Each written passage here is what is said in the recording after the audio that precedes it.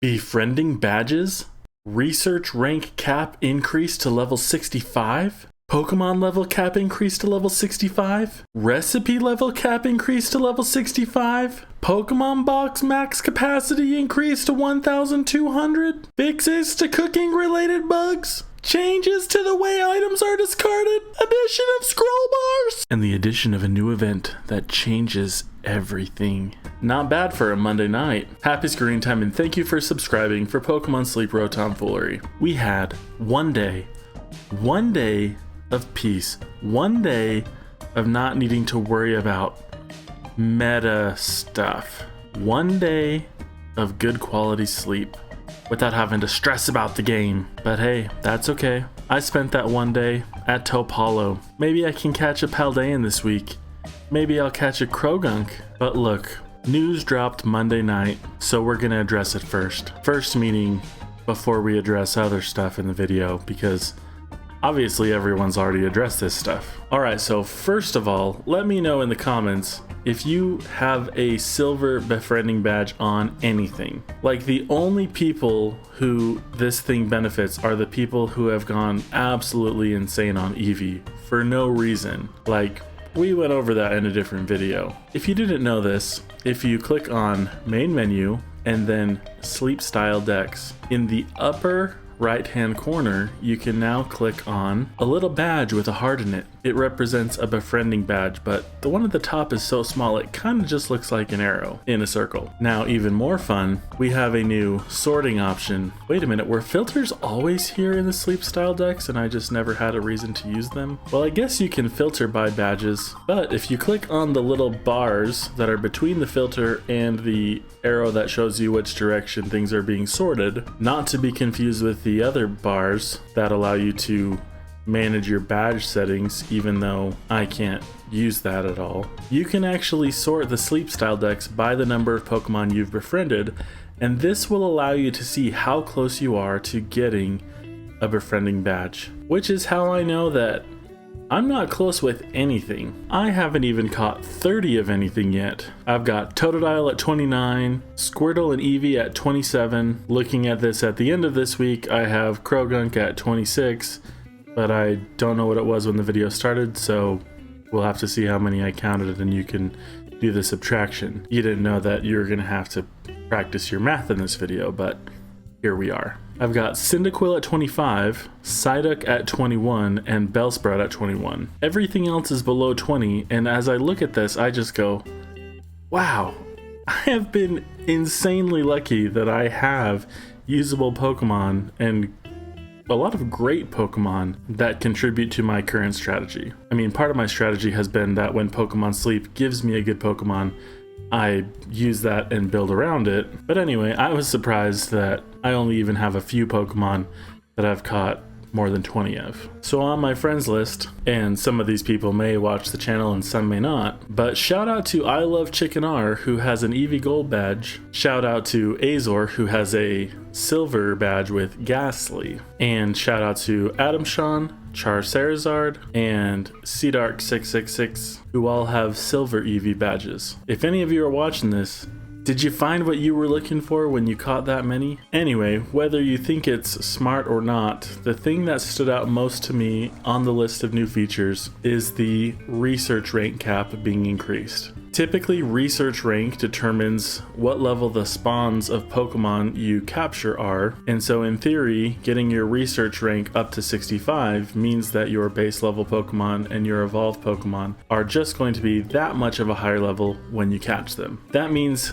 saving candies, and that means saving dream shards, which was the other thing that got me excited about this event. Now, I have a bunch of Pokemon in my box that have research experience bonus at level 10, and initially I was thinking to just run those every time that the research rank increased. But experience is a very important commodity in this game, and I actually think that the experience you get from sleeping is undervalued by a lot of players. That might be right or wrong, I don't know, follow your heart. But for me, I decided I'm going to use all of the Pokemon that have research experience bonus but that I want to be leveling anyway. Which means we're going to casually start investing in my ABB Shinx. That means Venusaur is going to get some extra sleep hours. I'm pleased to see that research experience bonus also got a buff, which makes this strategy even more viable. Previously, the max buff you could get was 30% with 5 Pokemon with a 6% bonus each. And now at 9%, the max bonus that you can get is 45%. That's about the extent of the math I can do for you guys. But what I like about that is that now I can run only 3 Pokemon, but still get even more of a bonus than I would have gotten if I had run 5 prior to the buff. So 36% extra a night. That's pretty great. And I've mentioned in videos in the past that I think optimizing for research rank is pretty important. You're gonna get it all eventually, but I say drive to it. Anyway, let's go to sleep and start the week. Alright, so that was cute and all, but Ampharos just triggered its main skill, and I'd rather get the little bit of a higher drowsy power. So, sorry Pikachu, you're gonna have to wake up. Oh, I already woke you up, but you're gonna have to do your song again, but we don't want to hear it. But see, now you're asleep, so you can really go to sleep now. And because of timing, I'm sure I've already been running this video, but in case you weren't watching and just listening, I did level up Becca Blue, my shiny Ampharos, to level 50.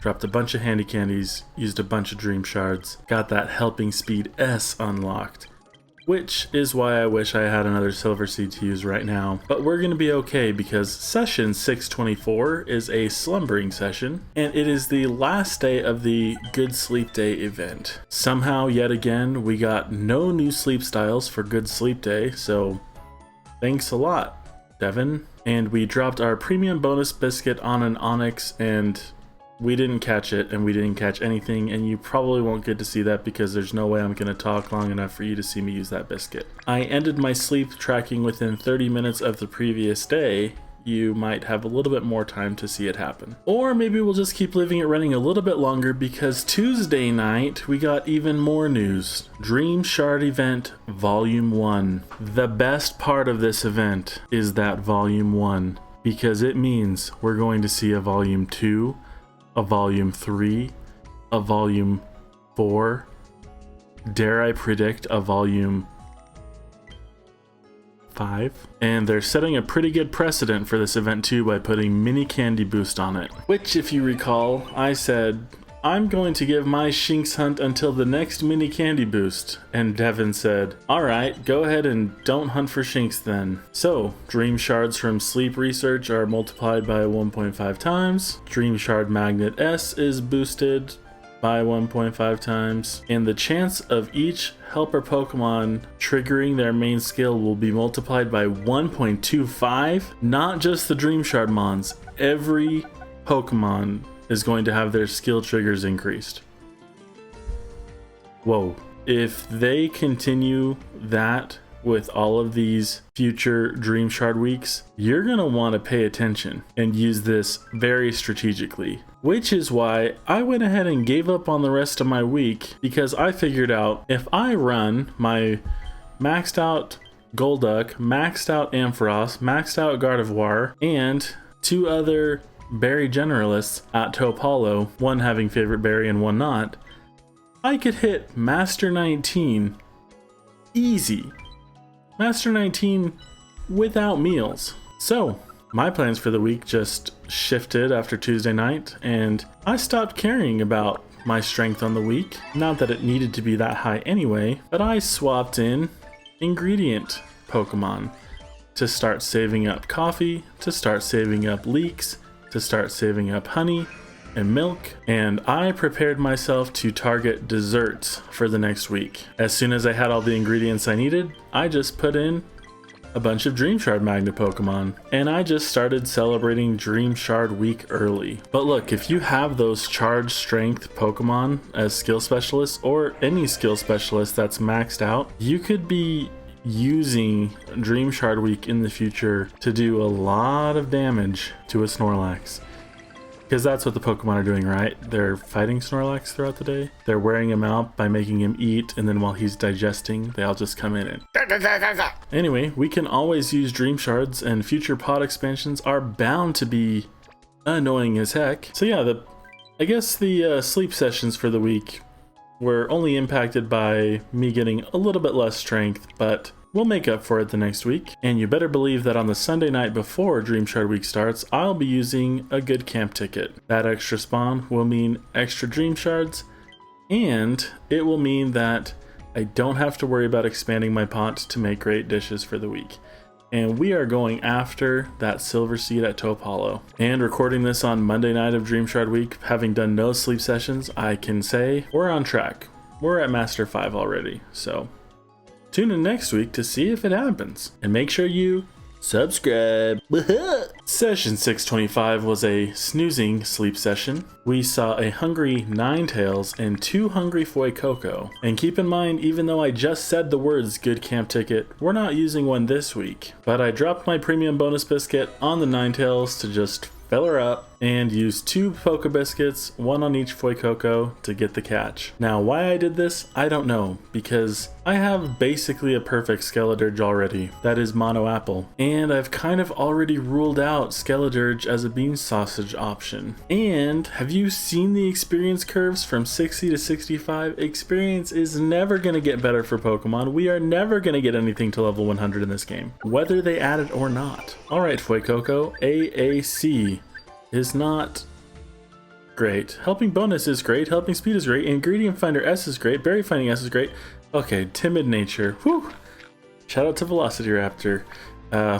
We don't need that. Session 626 is another snoozing sleep session. This time we were favored with an Espeon atop Snorlax's belly, which is a new sleep style for us. And we had 1 hungry Pokemon show up. It was a Fuecoco, so we just fed it our premium bonus biscuit and walked away. I kind of wish that I had used this on the Charmander. I don't know why.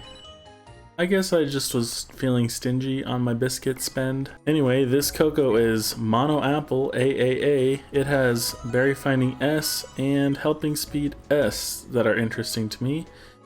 And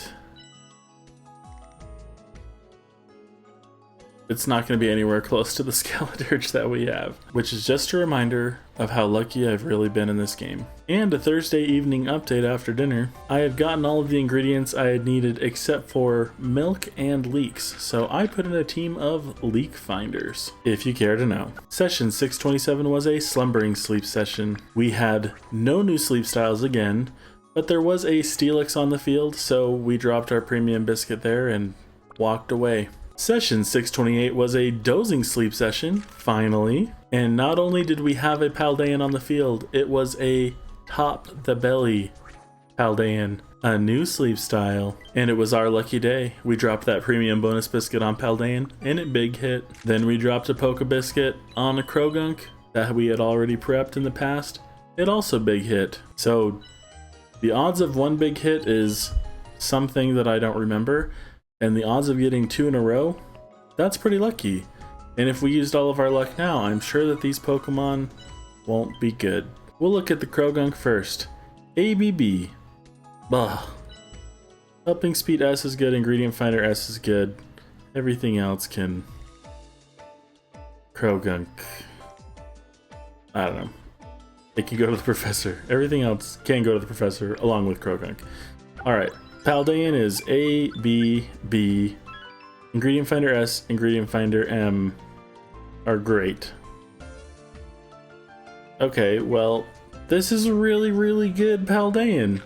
I don't need a coffee farmer though, so I'll hold on to this one, and one day when they implement trading, somebody write this down and chat me up later if you need it. By Saturday, I had gotten all of the ingredients I needed and stuck in that Dream Shard team. And for the record, we needed 280 leeks, 25 eggs, 70 milk, which I was going to get from putting War Turtle on the team at night, 119 honey, 25 soothing cacao, and 168 coffee. I also saved some Slowpoke tails that Vaporeon got me because they're strong. But the idea here is to make macarons and Zing Zap Spice Cola for the week.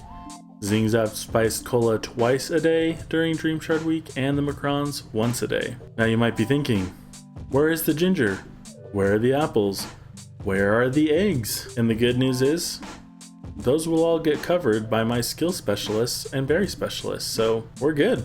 Now maybe there's a little bit of RNG involved in that, but I'm willing to take that chance since with this team I was going to hit Master 19 without any meals, just from using their raw ingredients. But if we use those raw ingredients in meals, we're gonna hit Master 20 easy. So the plan will be for Dream Shard Week, as soon as I hit Master 20, we are sticking in all the swallets again, just like we did on this night. But we gotta get to Dream Shard Week first, and session 629 is a dozing session in our way between that and the event. We saw a 3-star belly up Umbreon. Umbreon is sleeping through the meta, and if you didn't know, Umbreon, belly up if you're a fish means you're dead. So don't be a fish. We caught a Paldean, and we spent some sleep points to get biscuits to get a Croagunk. Croagunk, these are your last chances. A, B, B, not great.